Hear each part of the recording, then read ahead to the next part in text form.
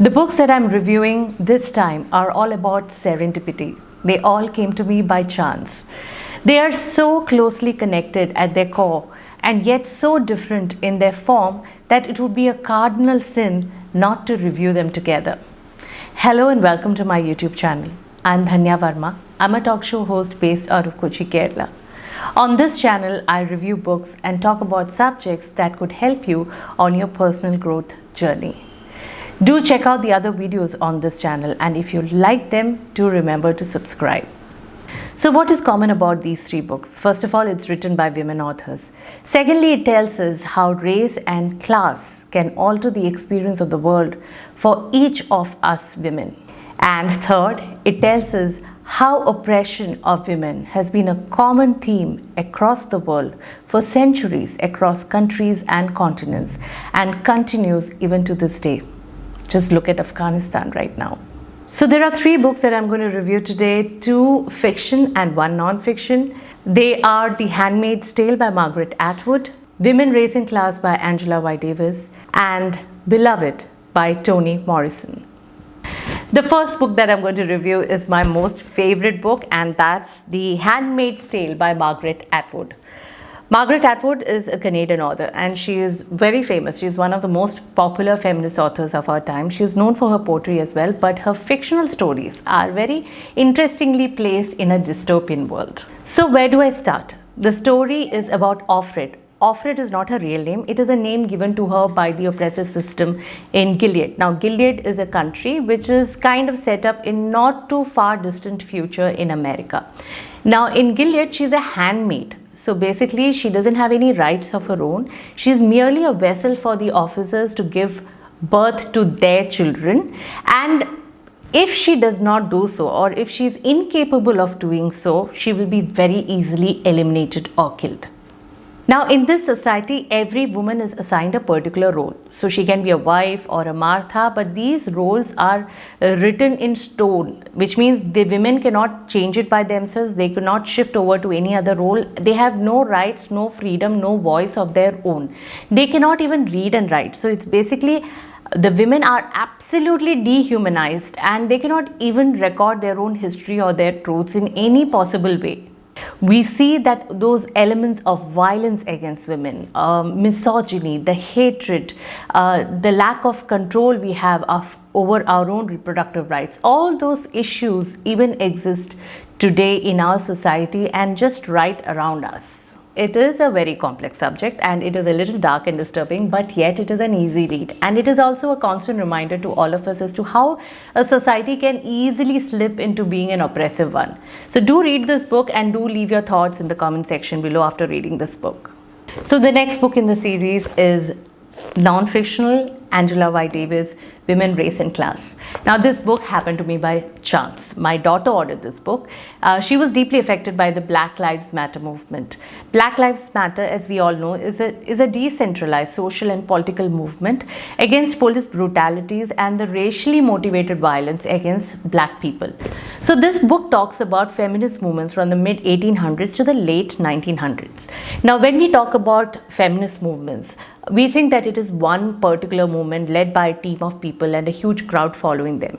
But that is not the reality. There were in fact many parallel movements happening around the same time, and they all had different aspirations and a different set of people following them, divided on the basis of race, color, or class. Now, they spoke different things, they wanted different things for their own subsets of women. Black women in these groups were the most unheard. Even after the abolition of slavery in 1865, the rights were denied to the black women. And how? And even to this day, they are struggling and fighting for their rights.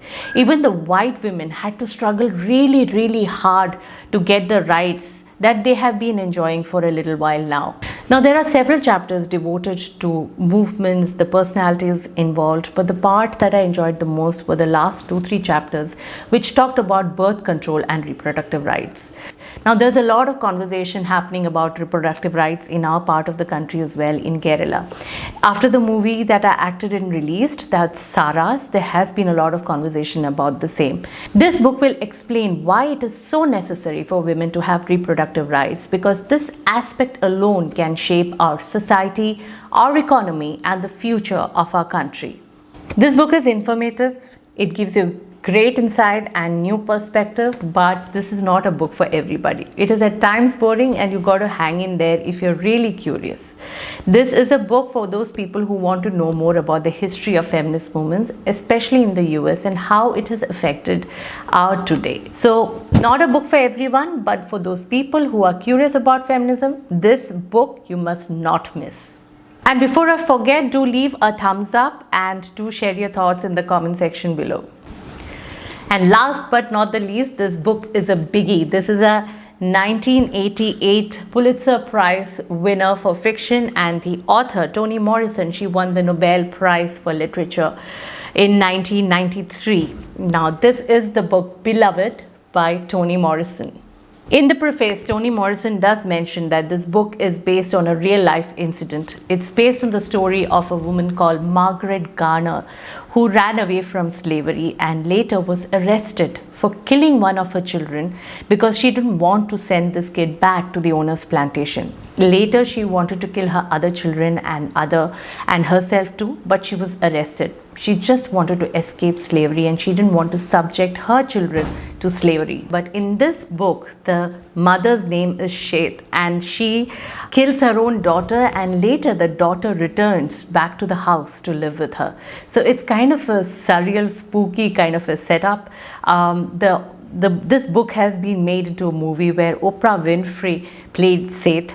The book offers a very intense look on slavery and its lasting impact. The supernatural element in the book makes it a compelling read, and it fills it with intrigue and drama.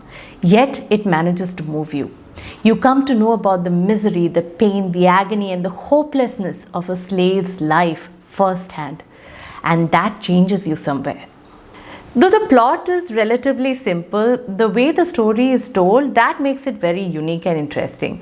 The story is told through different characters, different voices of these characters, and it goes back and forth in time. So you kind of get lost sometimes. There's a lot of imagery that is created, and that you don't want to let go of. It is like entering an alternate universe, and that was what is exciting about this book for me, because I've not read any book like this ever before.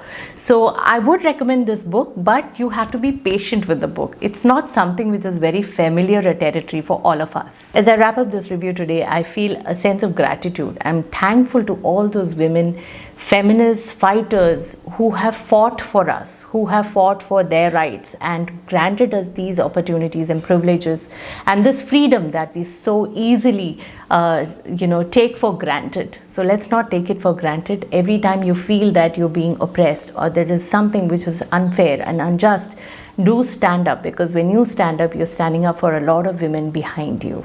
If you like the video, do remember to share it with your friends and family. Do leave the like, and do check out the other videos on my channel. And if you like them, do subscribe.